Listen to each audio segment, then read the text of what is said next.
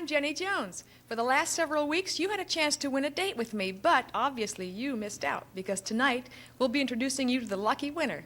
But don't go away. You've still got a date with Comedy Tonight, America's easiest TV comedy club with tonight's guests, Bobby Collins, Barry Mitchell, Paul Provenza, and me, Jenny Jones. And here's your host, Bill Boggs.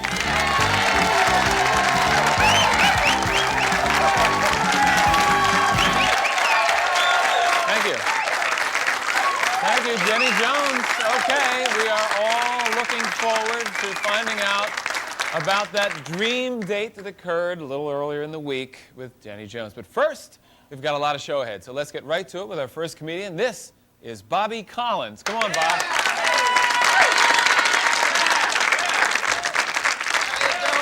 How are you? Just flew in on People's Express. Have you ever taken it? It's free. They guess your weight, you get right on. I knew I was in trouble. We started down the runway. I looked out the window. I saw my luggage blow off the roof. Makes you feel real confident when the pilot gets on one of them moose head hats, right? And it was bumpy. It was real bumpy coming here. I had my head against the window. Comfortable flight, real. Woke up, I had like a raspberry on my forehead. Oh, and it was cold. It was cold on the plane, but they remedy this real nice. They shoot ice cold air up from the window vents in your eye. You know what it's like to arrive at Newark International Airport and the right side of your head is swollen and I'm trying to get a taxi? I'm like, excuse me, taxi? Excuse me, taxi? I looked ugly. Dogs were going by. Excuse me, taxi, can you take me to Comedy Tonight, please? My face is all messed up from the plane. And you know New Yorkers, the cab driver was wonderful. He looked at me, he said, no problem. But I didn't think you'd give me a ride because of the way my face looked. I don't see nothing wrong with your face. You look like my wife. Then we got a ticket. We got stopped by one of these Darth Vader state police cars in Jersey. Hey, I don't mind getting a ticket. Don't scare the life out of me. You know, they got this discotheque on top of their car. All these lights, and they get an inch away from the back of your car, right? And I was cruising, all right. I was speeding. I was doing about 86, right? And I'm driving, and all of a sudden, I casually look in the rear view mirror. Ah! Oh, this would kill my grandmother. This has scared me, right? And they got these speakers. We don't have these in New York. You know, New York cops, big, fat, they keep sandwiches in their holsters, right? They had speakers. I don't know where they came from. The grill, the trunk, the guy had a bullhorn, the guy was over there. Get out of your car. Get out of your car with your license and registration. Right? And with the police, oh, it scared the life out of me. I get out of the car and the cop was huge, huge. He looked like he couldn't pee. Huge. Scared the life out of me. And he had one of those moles, you know, with that long hair sticking out. You can play double dutch with this stuff, you know? But it's good to be back in New York. New York's my home. Oh, it is. Because, you know, you get around the country and it's different. I grew up in New York. For example, remember the cheerleaders that came from New York? Remember the ones with soul and music? They used to let it go through their bodies. Remember them? They'd be over there. His name is Freddie. Yeah, and he's a Taurus. Yeah, and he can shoot. Up on his locker. Yeah, a 50 vodka. Yeah, down to his toes. Yeah, wild Irish rose. Yeah, and he is bad. Right on. Huh? You get outside of New York, you hear things like, a cheer for Bobby, let's hear it. I grew up where you used to come out during halftime, and you'd be over there, wait a sucker, Freddie, wait, sucker, no. You come out now, outside, they're like, get the ball, Bobby. The ball. Thank you very much.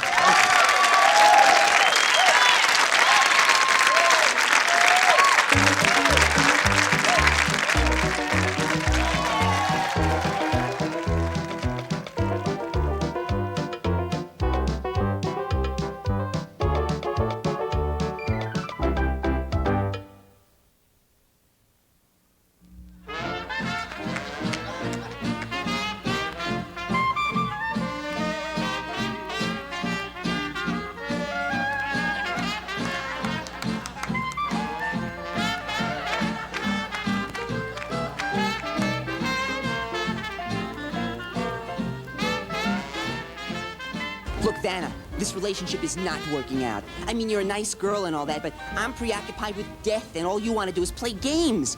You know, the great philosophers have struggled with the question of eternal nothingness and still couldn't solve the puzzle. If you solve the puzzle, you get to choose from over $10,000 worth of prizes in our studio. That's what I mean. I'm getting a rash worrying about the cosmic void, and you're worried about a dining room set. It's not right. Look, I feel sick, all right? Can we go back to your place? I don't feel well. I'd like to get something to drink. Do you have any tea? Sorry, there's no tea. Would you like to buy a vowel? You see, this is what I mean. Vowel. I mean, look at you. You're so chipper. You're always happy. I mean, look at the teeth with the smiling. I can get a sunburn from the reflection off your teeth. Look at you. Don't you know from misery? Aren't you ever unhappy? Are you morally bankrupt? Aw, cheer up, Woody. If you spin and land on bankrupt, you get another turn. Life is like that. Let me tell you something, kid. Life is horrible. And the sooner you know that, the happier you'll be. How can you ever be happy unless you're miserable? I know misery. Really? Yes, when I auditioned for Pat Sajak, I nearly chipped a nail turning all those letters. Turning letters looks easy, but I can tell you, it's a hard job. Good thing I can't read. Look, let's forget about it. Let's go eat, okay? We'll spend our money in a restaurant. Really? Then for $200, I'd like the tossed salad. For $350, I'd like the sirloin steak. For $700... That video was by surprise Barry Mitchell, and this live performance is by Paul Provenza. Here's Paul. Thank you. Thank you. I'm glad you're all having fun. I'm glad you're enjoying yourselves, having a few laughs. I personally am very upset. This thing with the Russians has really got me ticked off. I don't like their attitude. This is starting to get to me. Oh, sure, we have a space shuttle explosion. They have to have a nuclear meltdown. What, are they sitting around in the Kremlin? Well, Ivan, how do we top that? And some other guy goes, you know, this may sound crazy. For crying out loud. Is there any question that we have military superiority over these people? Is there a doubt any longer? They nuked themselves.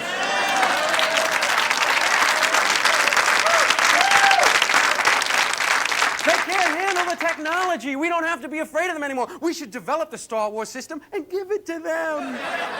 Here, play with this for a while.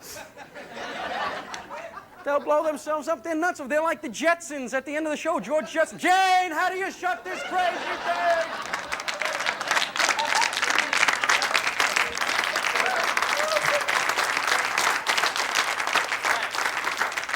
But they don't scare me. They're not who bothers me. The people that bother me are the terrorists. These lunatics over there in the Middle East region there, these bizarre guys fighting some bizarre holy war. You can't rationalize with them. You can't sit down at a table and discuss, you take this territory, you sign this, you sign that treaty. They're like dipping a chicken foot in ox blood. Going, Allah says die, Yankee dog. What do you do with these people? It's very frightening. That's why I say there's got to be a new form of warfare. Because you can't deal with them in a normal situation. Look at it. Look at what's going on. They're fighting this holy war. They're Muslim nations. All those Mideast nations, they're Muslim nations. The Muslim religion tells them they can't come into contact with anything made out of pork. This opens up a whole new vista of warfare. We don't need guns. We don't need bombs. Ham grenades. Guys in foxholes with Slim Jims. More pork sausages, son! Hey! We can really scare them. Look out, Abdul! A BLT! Oh, my God! We'll get Jimmy Dean as Secretary of Defense. Don't you see, people? Then we don't have to spend all that money on nuclear bombs. No, save that money. Put it into worthwhile programs like Social Security. They want to cut Social Security. Oh, that's not low enough as it is. Sure, there are old people on park benches feeding pigeons trying to lure them into shake and bake bags. You guys have been great. Thank you.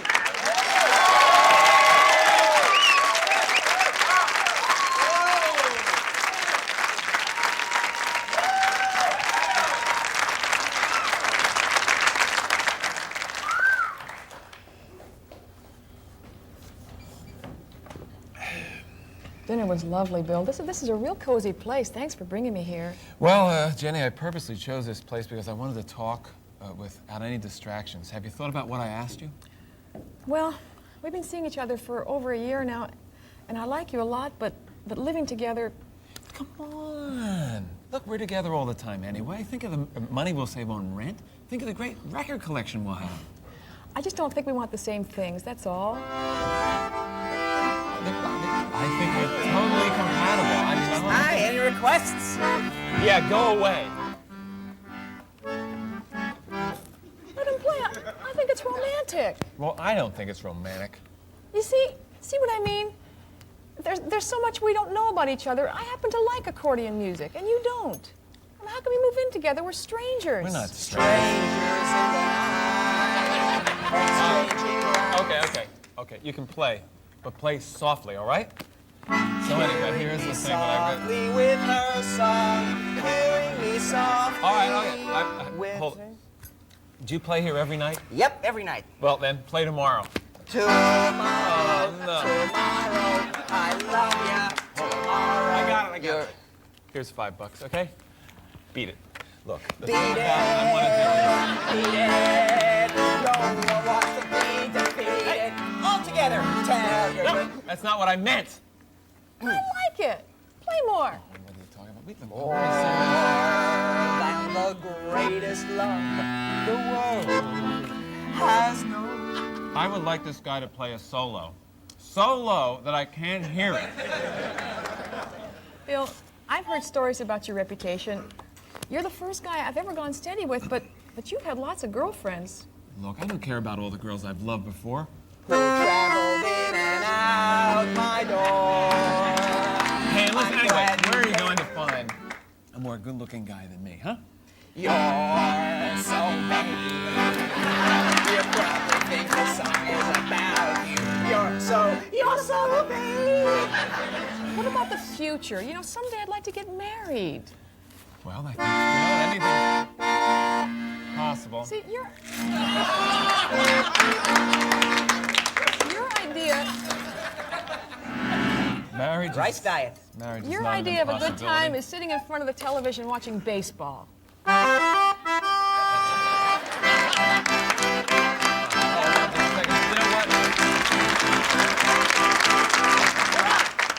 You're forgetting about all the romantic times we've had together. Remember that power failure on New Year's Eve? Yeah, we spent the whole night dancing in the dark. That's right. Dance in the dark. No! Oh, you're right. I'm sorry. My mistake. Thank you. Can't start a fire. Can't start a fire without a All right, listen! If I strangle this guy, don't blame me. All right? Blame it on the bossa nova. And its magic I spell. know, you think this is funny. You like to see me get annoyed, huh? Well, look, if this guy doesn't care, cut it out. I swear I am going to get physical. Wait, no! Not that. Bill, Not that. calm down. Just calm down. Look, Jenny, this is your last chance, okay? If you don't move in with me, I am going to climb to the top of George Washington Bridge and do something really crazy. What do you think of that? Know any Van Halen? 1, 2, 3, 4, jump! Go ahead and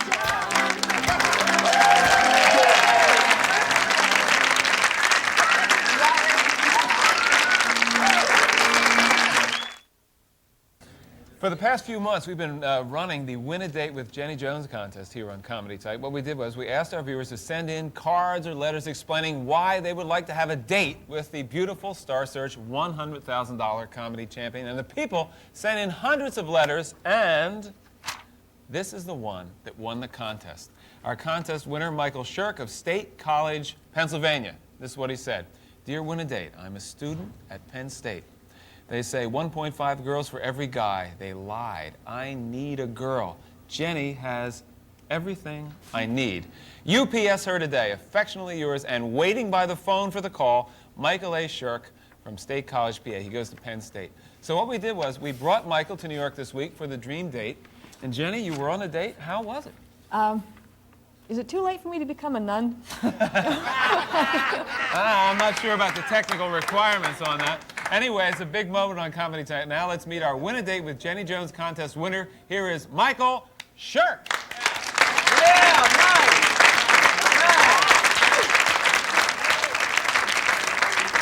Hi, how you doing?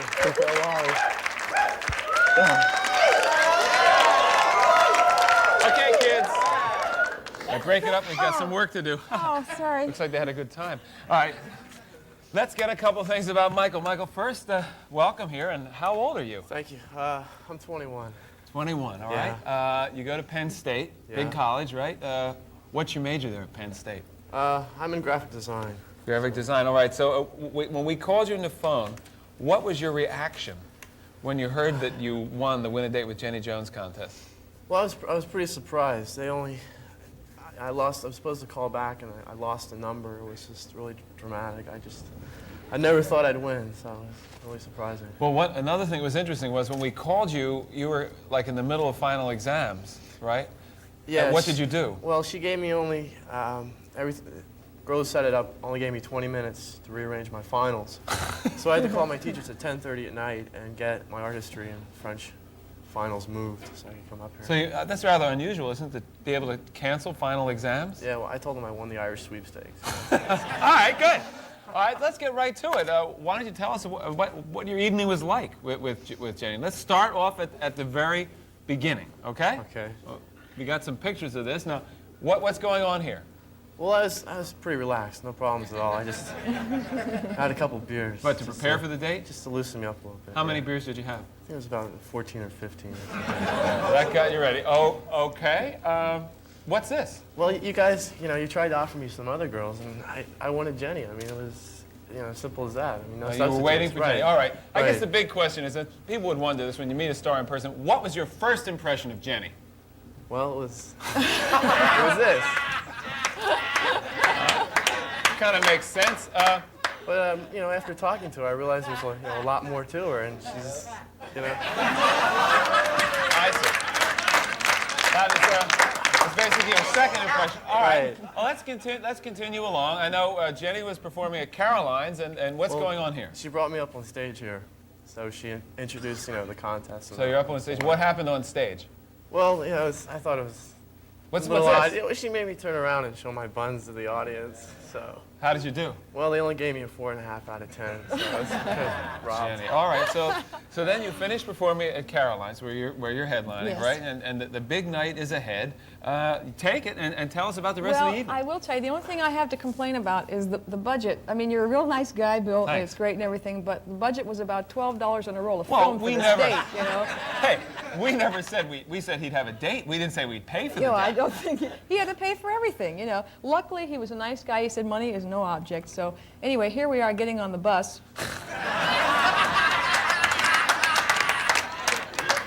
And it wasn't too bad, after 2 or 3 transfers, it only took us like an hour and a half to get to the restaurant. It's an express. And the maitre d' was showing me the salad bar here, and I think Michael thought the way to really impress a comedian was to be funny, so there he is in the salad bar saying, "Look, Jenny, cauliflower ears."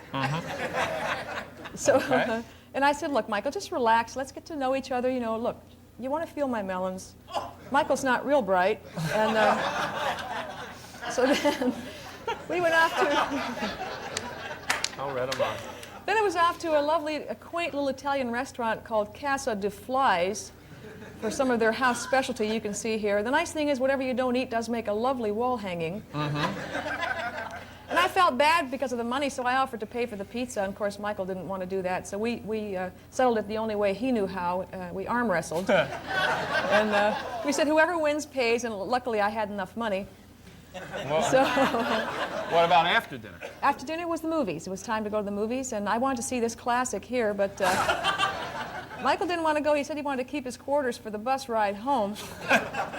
But he made up for it by inviting me for a little moonlight dancing under the stars, which was so romantic. They played my favorite Paul Anka classic called "Put Your Headset on My Shoulder." But we started to wind down. We wound up back at the bar at the hotel at the Low Summit, and you can see here Michael had me spellbound with stories of graphic design. That's Michael. That's Michael on the right, by the way. Yeah. And we wound up, he took me back to my hotel room at the end of the night when the date was over, and I must say I had the most wonderfully satisfying sexual experience I have ever had in my entire life. I'm just sorry Michael had to miss it. All right. But it was a lot of fun. It seemed like a lot of fun, but seriously though, Michael, the question I think all America is wondering about is, did you get lucky? Yeah, when she wasn't looking, I took her wallet. He's so cute. Well, there may be a future for the two of you yet. This is great. Michael, congratulations. Say hello to everybody at Penn State for us, all right? We'll be back right after this.